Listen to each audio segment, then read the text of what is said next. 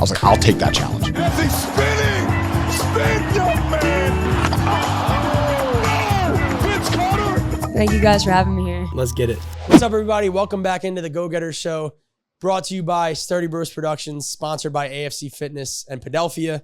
How we feeling, Nate? Feeling good. How you feeling? Feeling good. It's been a crazy heat wave in Philly last couple of days. It's end of June when we're filming this, but finally settling down a little bit. Yeah, we were traveling for a bit there. You were in Italy and then went to LA for a little bit. Going to NYC tonight, but first got another guest we're really excited to bring to you guys. Very special guest. This guy, I know his sons a little bit, and I've been following his story from afar. And anytime I like to act in delusion, and I think your story is a bit delusional when you talk about it. Kenny Holdsman, without further ado, but you talked about building the six-man center in Philly youth basketball, and I've seen your speeches, and nobody believed it could happen, but you did. So you can introduce yourself, but I want to start with that right away. Where did you get that delusion from that you could make this happen? Well, Danny and Nate, great to be with you guys on a Friday afternoon with a ton going on, and really excited to just take a moment to chat. So origin story of PYB is I was running Arthur Ashe that became Legacy, and I didn't build that center, that organization, or that program, but a number of people in the basketball community said, we need something comparable for the city's most iconic sport. And it began with Eric Worley, and then Bill Ellerby and Red Smith and Doug Young. And one of the things that I've learned is that when more than two people whom you have deep respect for tell you to pay attention to something, you should. And that I did.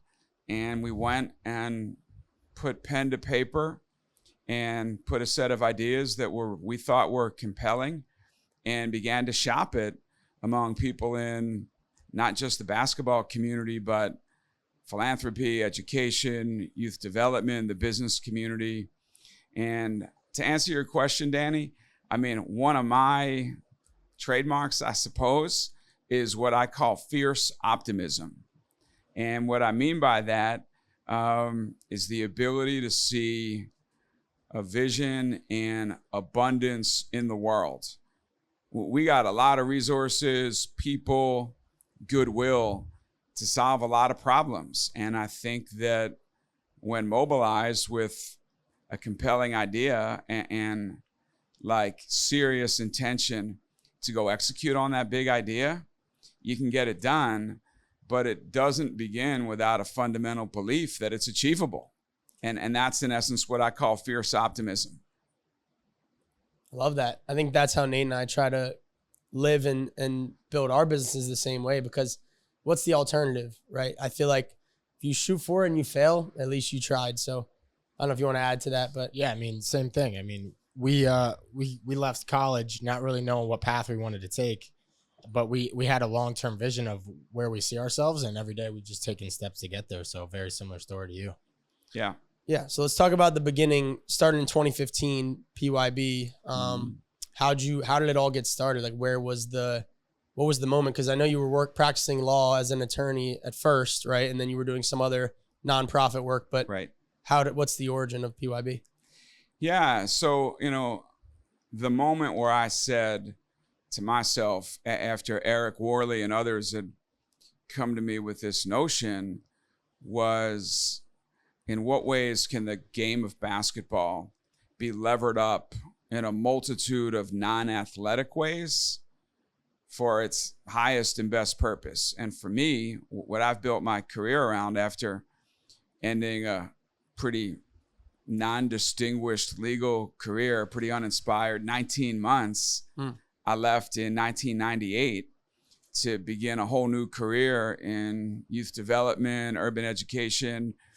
And the red thread of my career has been creating opportunities for young people, especially lower income kids of color, to become their best selves. And I don't just mean athletically, but in all of the ways, and then to build great lives for themselves.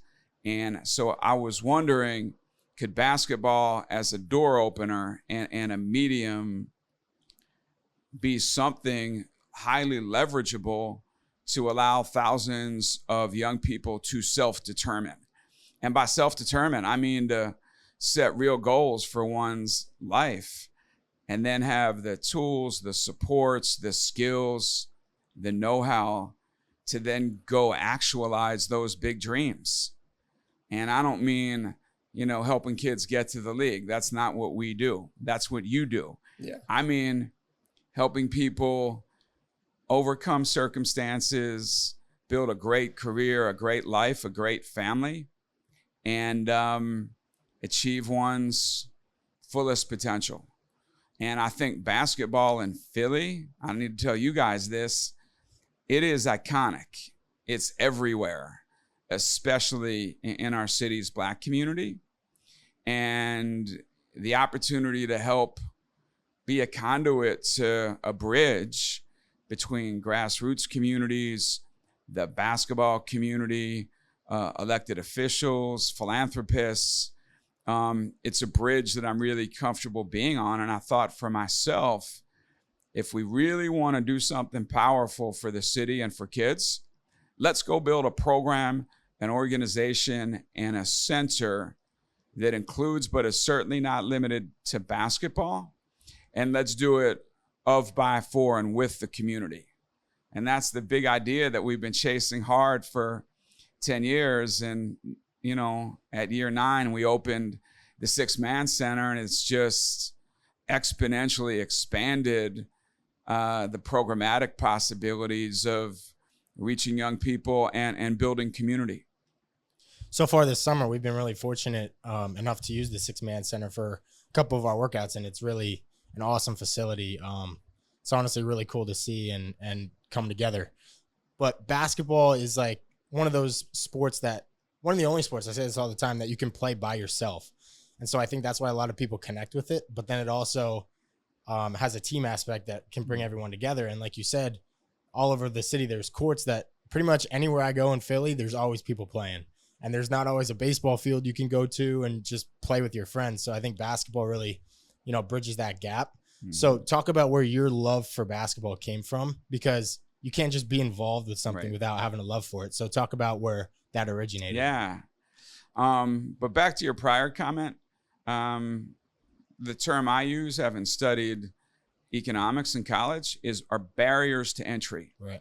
There is no barrier to entry to basketball. Nope. Just need a ball and a hoop. It's not cultural. Yeah. It's not financial. On my little walk to your studio here, I'm passing padel courts, tennis courts, high cultural, high economic barriers to entry for most people, especially in communities of color. Zero for ball. So I grew up in Elkins Park, multi-sport athlete, K-12, public school, Cheltenham High School. Came up in a really integrated community, racially, ethnically, religiously, economically. And basketball was my first sport, my first love. I did other sports, but that was the one I loved most. And it's the one where my deepest friendships came, my greatest passion came from. And I knew that there was a certain power or magic to the game that connected people, especially people across lines that typically divide us, that there was a real power that attracted me. My mom spent a career as a teacher and then a guidance counselor at Simon Gratz High School. And, that's where I met in the early 90s, Aaron McKee and Rasheed Wallace, Leonard Stewart and Red Smith, and Coach Ellerby became a bit of a friend and a mentor to me.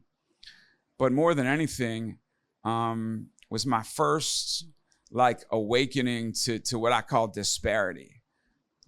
You go from Cheltenham or P-Dub to Simon Gratz at 18th and Hunting Park, the quality of the facilities, the demographic mix of the students, the opportunities for after-school programming, it's just really different. And so it was that kind of man, this isn't right. And I want to devote a piece of my life to trying to make things a bit more equitable. That's sort of where my values construct comes from. It's awesome.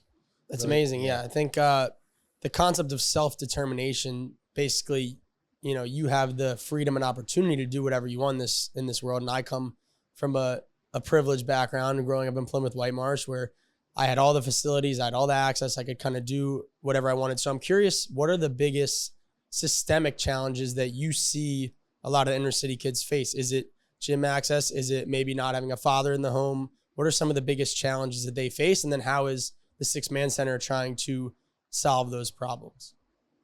So I'm going to just talk for 30 seconds just on public policy. Yeah. I mean, you can look at a school funding formula. Like in the school district, we're probably spending 40% per student as what you might see in the Plymouth White Marsh School District or Lower Merion or Cheltenham. So there's just real resource disparity, given that still in our Commonwealth, far too much of the public education budget is cost covered by local property taxes. So you get big cities, mid-sized cities, small rural communities spending far less on, let's say, public education than what you'd see in a more affluent suburb. And then there's a number of other kind of systemic challenges that emanate from policy or institutional racism, whatever you want to call it. But what I think, though, is not policy related or policy driven is a fundamental quotient of hope that in many ways, if you can like see it, you can be it. Yeah. That's what fuels hope. So, you know, I have friends, board members of mine who grew up in the heart of North Philly, who are now investment bankers or private equity folk. And they'd say, when I grew up, the only thing I knew about money and banking is that there were people that sat behind a window as bank tellers at the local branch bank. So to think that one could build a really prominent career in money and banking, and that's the only thing. So a lot of this is access and opportunity and what you can see. And then I'm a huge believer in this concept called social capital, relationship capital, community capital. And what that effectively means is how deep and wide is one's network to others that can open doors for you, that can build your currency in a sense. So for me, many of my kind of upper middle income, highly connected contemporaries, you got a child who says, I have an interest in being, you know, the next great video game maker, the next great real estate developer, the next great pediatrician. Next comment out of mom or dad's mouth is this: really? That's awesome, son or daughter. You know, I have a couple of friends who work in that industry. In fact, one of them owns a company and they're doing great. Can I set up a coffee, a shadow day, a summer internship? Yeah. That's like social capital at its finest. Young person says, I got an interest or a curiosity in something. Parent says, oh, I can help you along in a big way. And I don't mean that those with social capital should feel guilty or burdened or, man, that's like a terrible exercise of my privilege. No, we're giving a lot of people with an opportunity to pour into our PYB community and our young people in any number of ways to replicate and reweave that social capital, but deploy it on behalf of a lot of young people who have less. So part of the value of PYB and the Six Man Center is an amazing mobilizer and catalyst of relationship and social capital. That's awesome. We actually had Nick Bayer on, the CEO of Saxby's, and we asked him if like he thought college was worth it for a lot of people in terms of getting a job. And he said, yes, because the biggest thing was that you build a network of people and you have a baseline for people that are going to hire you.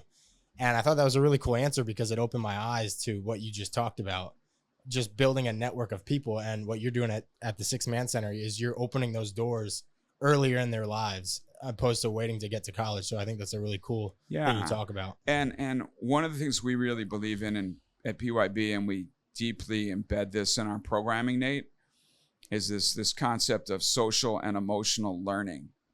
And one of the SEL attributes is the ability to build positive relationships with peers and with adults. That's awesome. So although Penn State has the single biggest alumni network in the entire country, that's all good and well.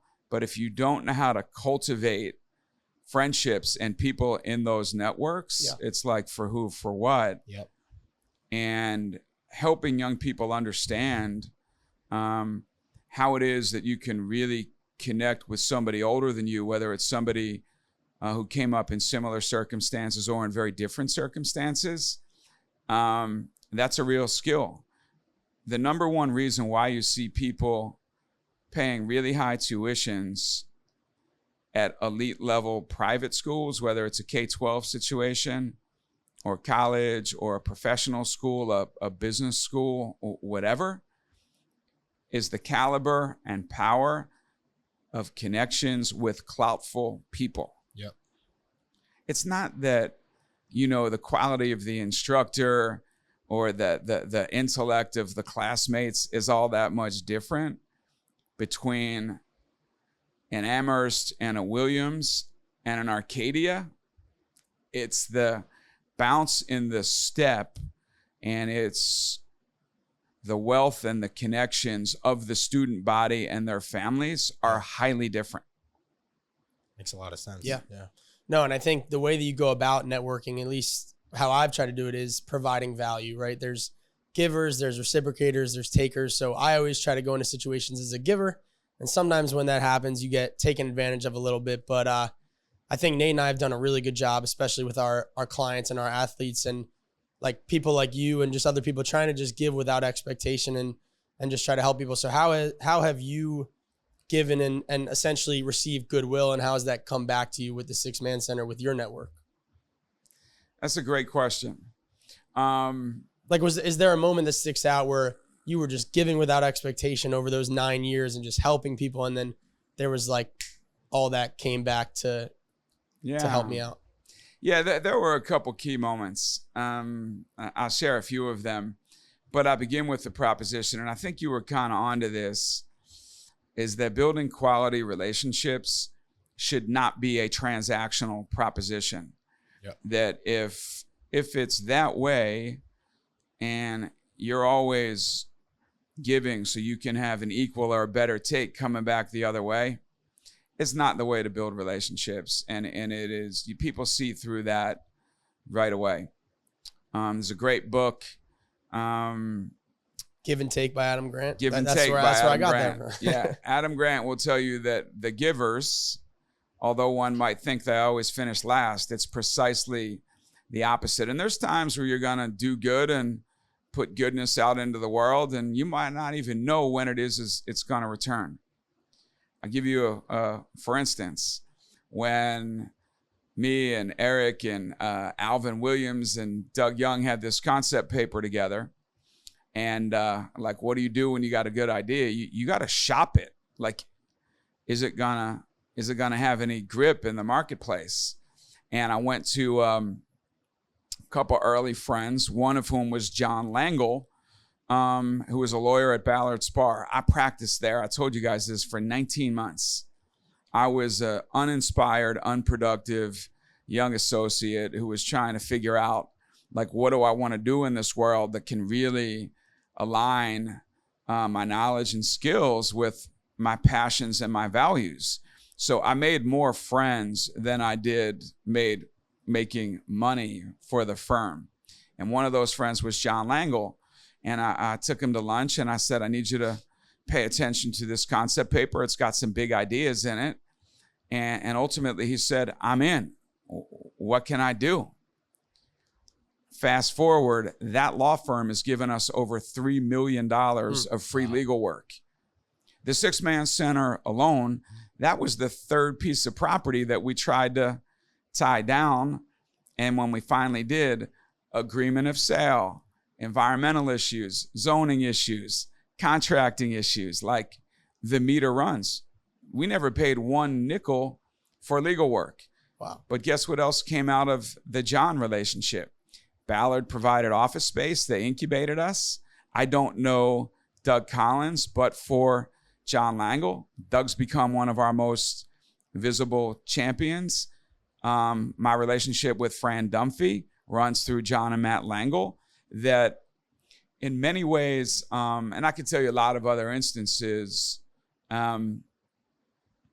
making relationships that aren't predicated on transactions or personal gain is the way to go about it. I met John last week, or 2 weeks ago, actually. He was there for Jake West's workout.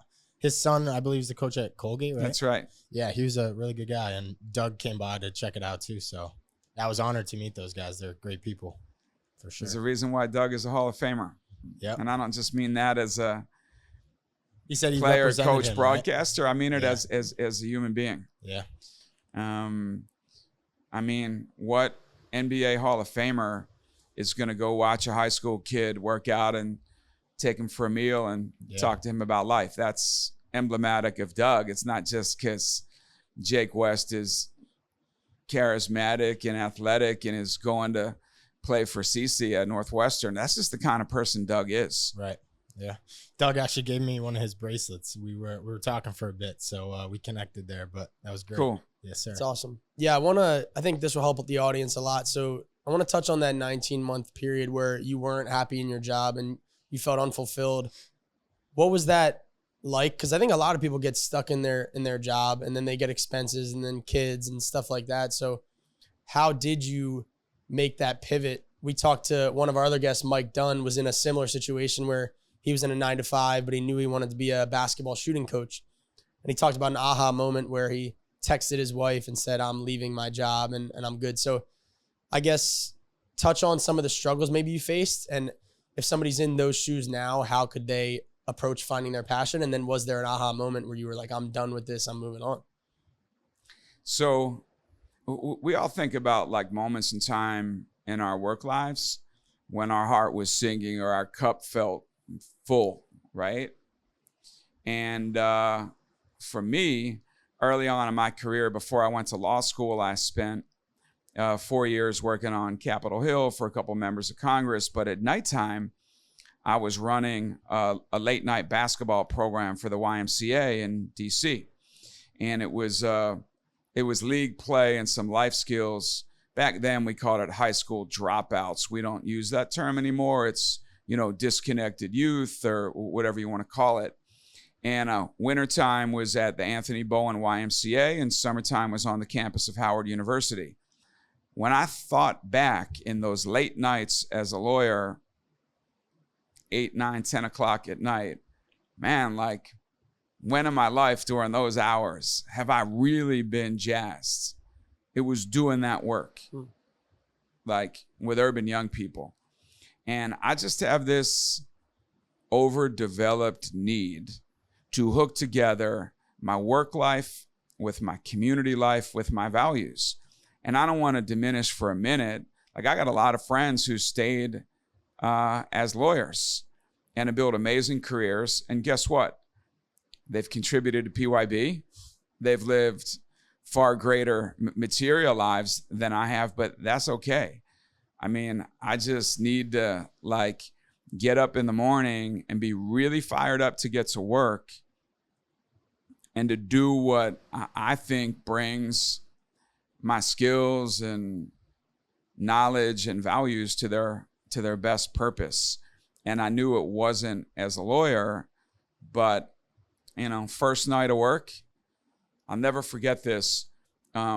A senior partner named Mark Stewart comes into my office, knocks on my door, and Mark says, Kenny, there's 20, this is back in the day when documents weren't all digitized. There's 27 boxes of documents coming your way from SmithKline, our client. And there's a research investigation by the Justice Department about potential price fixing between SmithKline and Merck, like an antitrust violation, collusion. And I needed to go through those boxes in the next 3 nights with 2 other lawyers, figuring out whether there was any evidence of our client and their folks talking drug prices with the other pharma company. And if so, was there like a smoking gun? It's like 10 at night, get my little chicken tandoori order in, get a little cab voucher. This is pre-Uber Eats, this is pre-Uber days. I'm like, man, this is really cool. By midnight on my first night at work, wow, I'm not certain like if these are the vineyards that I want to toil in. Like, I really dig that I got an office and I got a nice suit on, but man, like, I don't know. So it was literally right out of the gate that I began questioning, was this for me? And I would just, encourage young professionals, focus on what it is that you love, what the world needs, what makes your heart sing, what you think you're like uniquely capable of contributing to this world, and really get after it. And focus less on what's the next job that I can get that will pay me the most so I can get on the rails economically. Yeah. No, I think you're going to say something? I was just going to say, was there a moment then after that first night that you went in and said, hey, because 19 months is a long time too. Yeah. So when did that happen? Or how did it happen? Well, I was going to say, sorry, are you of the camp where, because I know a lot of people will say you got to give it time, or you don't want to leave a job within a couple weeks because then the next employer that'll be frowned upon. Would you encourage a young person now to say, don't wait 19 months if you know in month 1 it's not for you? So look, I mean, I didn't grow up wealthy. I left undergrad and law school with student loans. I felt like I needed to monetize the degree, at least for some number of months. So I had committed to, all right, like, I may not love this, but I'm going to learn how to be good at it. Like, I'm going to put my head down and grind as hard as it might be. And I was doing that for a while, but I was also, I served on the board of the Philadelphia Student Union and on the committee that was trying to get a City Year Philadelphia chapter anchored. So I was doing like my civic thing, and I thought that I could just blend the two, even though, 2,000 hours plus of billables to clients, you don't have a ton of time for community work. So fast forward, it was like a year and change after I had been there. I'm in my office one night, and the most known, distinguished, somewhat feared lawyer in the law firm who ran the litigation department comes into my office. Amazing guy named Arthur Macedon, and like big time litigator, puts his arm on the inside of my door frame, and he says to me, Kenny, I don't know how well things are working out here for you. I was like, really? What do you mean? And he says, well, I mean, I just look at, your timesheets and the way that you're spending your days, and I've gotten to know you a little bit, and I just sense this isn't a great fit for you. And then he walked out of my office. Like, that was it. It was literally a 45-second conversation. I called my wife and I said, I think I've just been fired. He's like, what do you mean? I was like, all welled up. I came home. I called some of the lawyers I had been doing work for. Like, has my work been thin or late? No. You're good. Just take a deep breath. You're fine. I just had the weirdest conversation with Arthur. Don't think anything of it. Keep doing your thing. It'll work out. Arthur comes back into my office at like 8:15 the next morning. He says, why are you telling my partners that I fired you? I said, well, I thought that was the message. He said, no.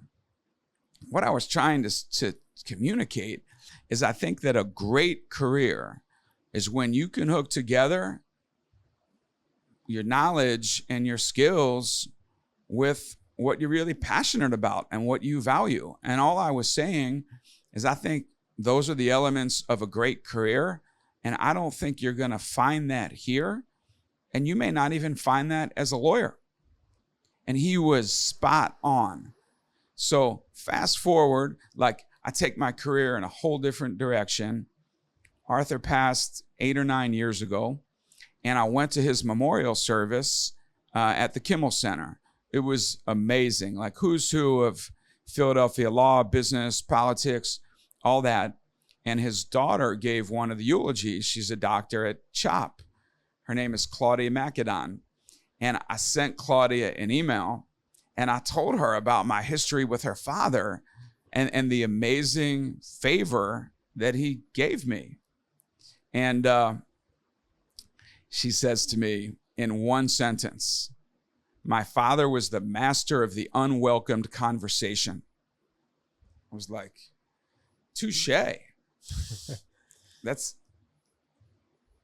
and I think sometimes it takes somebody like to sort of jar you and to shake you to say, like, I don't think this is you, and I don't know what really is you, but I bet there's something out there that could help you live out your inherent greatness in unbelievable ways that will make it really satisfying for what it is that you do with your life.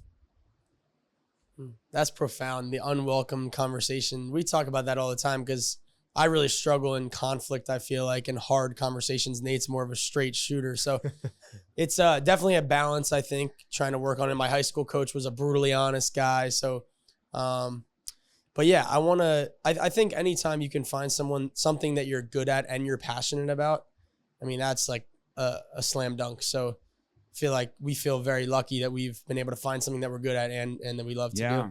So, and by the way, I mean, look, I've been watching you guys now for a couple months, and I really admire not just your technical expertise, but the way that you interact with your players. It's clear there's a rapport, there's a love, there's a shared accountability, shared purpose.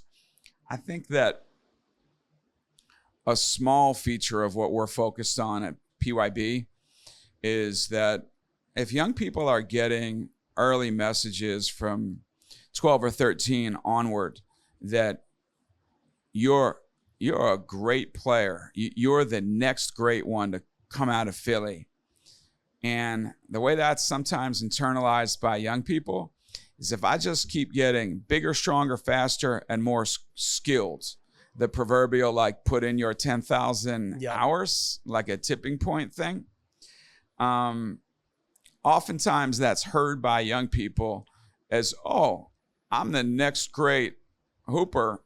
I don't need to work on my social and emotional capabilities. I don't need to build academic muscle. I don't need to learn how to build positive relationships with my teachers or others, because after all, I'm the chosen one. I'm going to get paid to play this game. And as you guys know, I mean, I saw you working out the other day, Jack Forrest. Yep. Really nice player. Will he ever get to the league? Probably not, but he's going to have a great overseas career. But continue. But how many people are there that will never be as good as Jack Forrest? A lot. And might be lower level overseas players banking a little per diem or a little bit of money, and then that might end, and then the thought is, well, where is my place in community? Where's my place in the economy? It is really hard to make a career out of playing the game. Yeah. And the game's gotten so globalized. I mean, the number of seats in NBA teams on an NBA coaching bench, 540 player spots in the whole league. It's Not crazy. many. But it's so interesting you say that, because when I grew up, it was normal to think to be an accountant or a doctor or a lawyer or a businessman.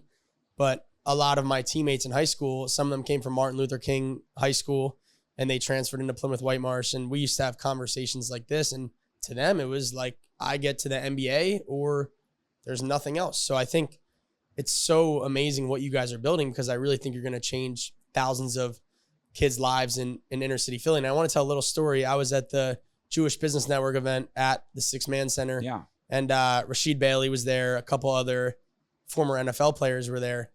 And they were so emotional because they were saying they grew up, I think, in Simon Gratz, right around the corner.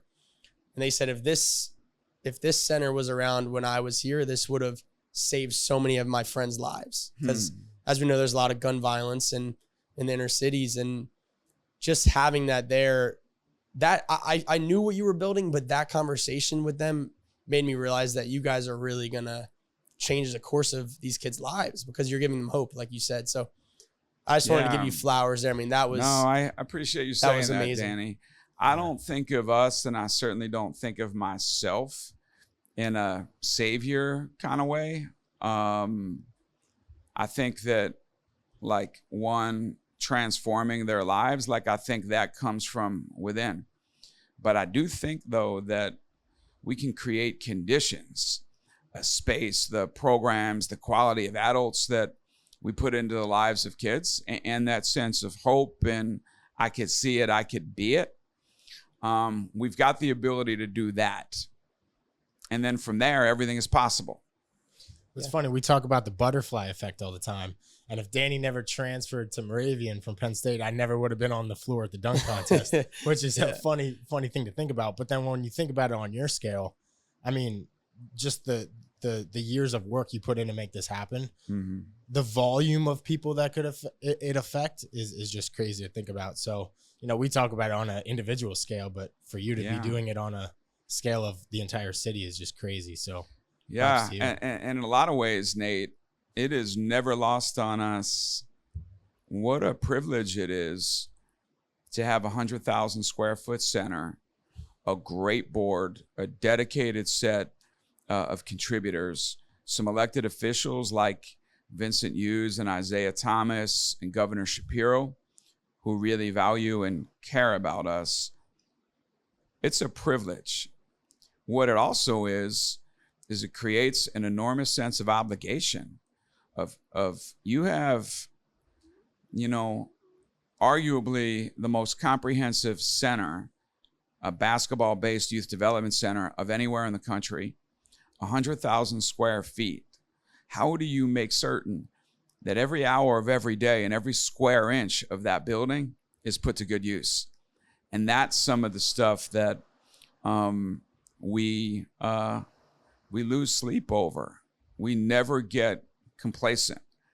And you guys have been in the center a lot of weekday mornings, school year. Very rarely is there anybody in the classrooms, in the financial empowerment engine, in the civic dialogue arena, in the mental wellness oasis. So one of the things we're really focused on now is how do we optimize the center? Yeah. Not just during the peak hours, but during the off-peak hours, because I mean, this is a $45 million total project cost, $24.7 million total construction cost.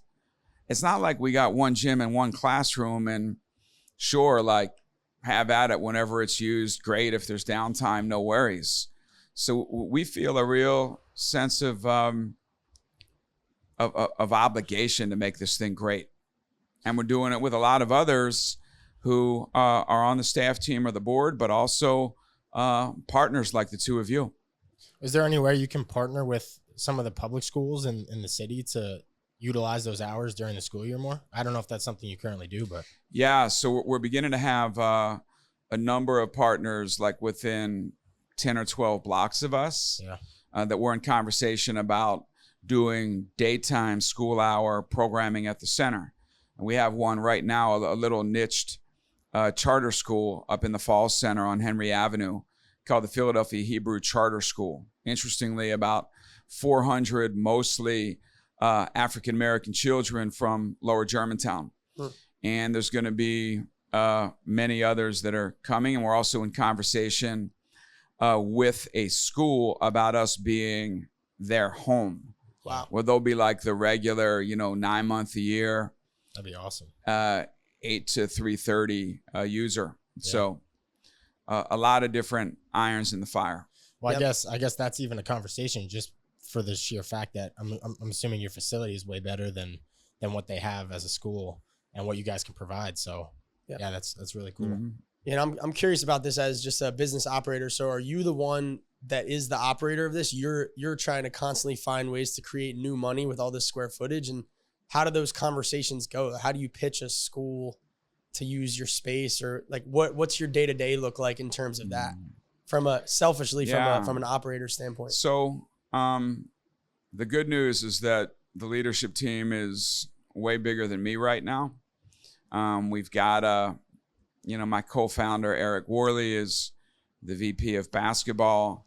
Randy Butler, she's the VP of programming and impact. Amin Akbar is our chief mission officer. Julia Silvesi, the chief strategy officer. Jason Titzler, COO. Tom Falstich, CFO. Max Rakin, VP of earned revenue. So we've Emily Jordan is our VP of development. So we've built over the last 10 years a really solid team. So like Amin Akbar, for example, is running point on getting what we call a co-located school operating partner into the center. And I've been in those conversations, but Ak is doing the diligence and the conversations. And a lot of my own colleagues, direct reports, lead on all different kinds of things. I would say my day-to-day, Danny, is a mix of like vision and strategy, tapping in with my direct reports when they need me. I still spend a decent amount of time trying to educate and inspire new donor prospects, cultivating existing ones to take an even deeper interest in us. And I've begun to spend more time on our phase 2 project called the Generator of Workforce Development and Economic Opportunity. And that's right next door, that big ugly building by the parking lot. We're going to be demolishing at the end of the summer. Wow. And then we're going to announce a phase 2 project all about career training and certificates and economic mobility in about 4 or 5 industry spaces, especially jobs with real ceiling height for those who don't opt for a 4-year college. So some of that is a little, visioning and planning for what's going to come next. That's amazing. Awesome. So I've another quick question. Was there a moment or an event or whatever it may be that you kind of looked at as like you really appreciated it, and you saw everything come full circle from, when you had visions of building it all to actually seeing an impact on maybe it was one person or a group of people? So a lot of people ask me, how do you know Alan Horowitz? Or so I guess you've been going to games with the sixth man forever. And the answer to that is no. I didn't know him at all until we had this terrible tragedy in our organization in December of 2019. And a really beloved coach mentor in our program named Joe Daniels, right before Christmas, was murdered and left behind a 12-year-old son named Zaire, who at the time was in our program, who is still in our program. And I'll get back to Zaire in a minute. And I'm in the gym one day, and this guy I kind of knew peripherally comes over to me and says, Hey Kenny, how are you doing? It's like, wow, he's asking with the intonation of like he really means it, not like, yo man, what's up? Oh, good, never been better. Like it was a real question. I said, I'm terrible. Really? I'm sorry to hear that. What's going on? Well, we had this awful tragedy. Joe Daniels, coach mentor of ours, deep part of the community. His life was taken by this random gun violence, and he's left behind a son, and we're trying to figure out how to help the family and our own community. Wait right here. He runs out, makes a phone call, and comes back in and says, Kenny, I just spoke to Alan Horowitz. Do you know him? I was like, No, I know of him. Alan wants to know if you can get Zaire and 25 other PYB young people that Zaire knows and his family to the Sixers game on Friday night. I don't know. The family's going through a lot, but let me check into it. I do. They're up for it. And a whole bunch of kids from the Kenderton School in North Philly come. Great time on that Friday night. Coach Darren White Green takes Zaire with Allen to the Eagles-Dallas game that Sunday. And then that Thursday, Zaire and his grandmom, Angie Wade, who's really involved with us, get to sit courtside.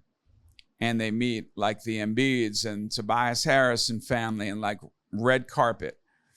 And I called Allen's business partner, mentee, David Edelman, and who at the time I knew a little bit. I said, David, I don't know Allen. This is crazy generous and a lot really soon. Is there more to it than what I might see? And he said, well, Kenny, you don't know this, but Allen's father died when he was 10.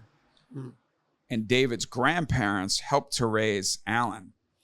So what I discovered was that it wasn't about like Allen looking for some interesting organization to get involved in. It was frankly a very deep personal connection. Yesterday, I'm doing some work. I look out over the mezzanine and there's Zaire Daniels at 6'4" on the camp staff. Wow. Coaching a team of 10 to 12-year-olds in afternoon gameplay in the middle of a camp week. And then that night, I see him in our youth leadership lab in the youth entrepreneurship program, putting together his business pitch for an upcoming Shark Tank. Wow. And Nate, I mean, to your question, it was one of those full circle moments of like, I remember Zaire when he was 4'10", was deeply depressed and in trauma about the loss of his father. And now he's found himself in our organization and in this center. That's awesome. Yeah. It's a really great story. That's amazing. All right, we got a couple more minutes, so just some quick hitters. Let's do it. Try 30 seconds or less, I guess you can answer. So Jewish and Black relations, combating anti-Semitism and racism. I know JBN's doing some stuff with that. Are you involved in that at all? And talk about that. Yeah, I mean, I'm deeply interested in the topic. It saddens me greatly that the Black-Jewish relationship, probably from the civil rights movement forward, has frayed a bit. And I think it's bad on a whole number of levels. And I want to try to find my place in the conversation. I haven't done that yet. I've been talking to Pastor Carl Day about it. Pastor Marshall Mitchell, my own rabbi, Jill Mader, and a bunch of friends and colleagues who are either Black or Jewish who really care about this stuff. And obviously, given the conflict in Israel, in Gaza, it's brought it to I think an even more important level and an even more fragile level. So I'm not really doing much now other than some one-off conversations with people who are interested in it, care about it. But I really do in later this year and into next year want to find a couple hours a month to lean in a little bit. For sure.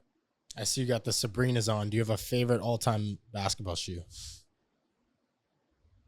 I got the Sabrinas on because middle school kids in our program created these sneakers. Interestingly, 7 boys, and they picked the Sabrina shoe to adapt into the PYB shoe. Wow.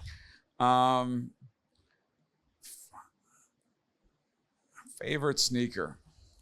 My favorite casual sneaker, definitely Iversons. They're not the most comfortable, but I think like they look cool and I like what he represents. Mm-hmm. Actually, for playing, I really like the PGs, Kobe's. Can't go wrong with Kobe's. Yeah, I feel but like that's one of the most go-to shoes for the kids. yeah, Kobe's for sure. most guys who are playing in the Sabrinas will tell you that the first 10 wears they were a little bit narrow, and then they become really good. Yeah, Yeah. I like it. Your sons, Danny and Greg, have they ever beaten you one-on-one? And if so, what age was the first time that they beat you? Yeah. I would say the first time either of them beat me was maybe when they got to like 14. And prior to that, I wasn't quicker, but I could back them down. But then, so what people of my generation never learned were going off of 2 feet, a step back, any degree of complex footwork patterns. And I would say by 14, I just couldn't stay in front of them. But from about 14 to like end of high school, I could hold up fine in a pickup game with their friends. Not anymore. I'm getting my hip replaced on September 15th. Yeah, I saw you guys shooting around on Father's Day, I think, on Instagram or something. But yeah. a couple more. Describe your leadership style in a sentence. I know you talk a lot about being agile and humble. Yeah. So how would you describe your leadership style? I try to be a distributive leader. And what I mean by that is honoring the fact that those who are closest to whatever piece of work you're talking about should drive it and be the most influential in that work. It's easier said than done. But in general, I don't like top-down hierarchical structures. I like more of a flat organization. And typically I honor that. And every now and again, I'll lean into an issue that I might know, or my direct report might know, like, damn, Kenny, like you ought to stay off of that one. But I try. Awesome. And then, yeah, last one, we ask all of our guests this. Where do you think your go-getter mindset comes from? Because as you know, we're only having go-getters on the show, people who get up every day with a fire in their belly and they're just going and making things happen. So do you think you grew up with that? Was it instilled from your parents? Is it more of a nature thing where it's just innate? And that comes back to the conversation of providing kids with these opportunities. So where do you think your mindset comes from? Well, I know where my values come from, which is my parents, mom, educator, and my pop spent his career, doing public service in the federal government.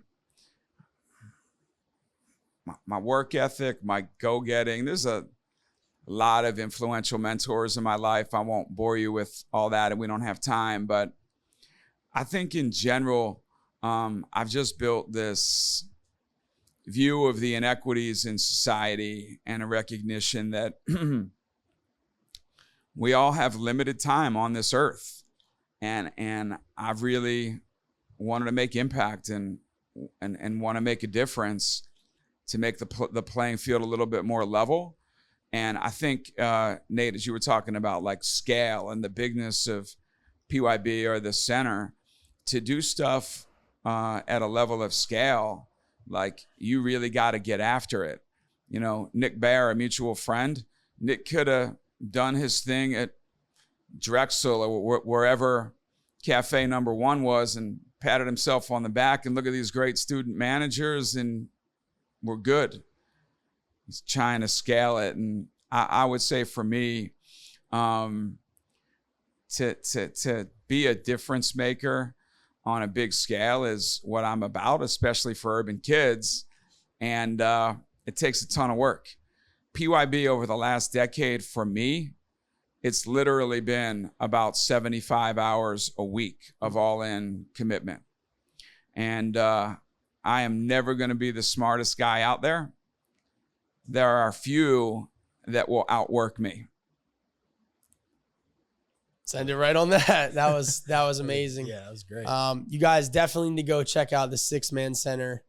It's an incredible place. We train our players a bunch thanks to you, and yeah, check out all they're doing. And that was an amazing episode. That was great. That's great. I think people are going to get a lot of value from this. So really appreciate you coming on. Of course. We And appreciate your time for sure. Yeah. make sure you guys leave a comment. As always, thanks for watching. Leave a comment with your favorite part of the episode, and make sure you guys subscribe for more. We got a lot more go-getters to come. So, peace. Thanks, guys.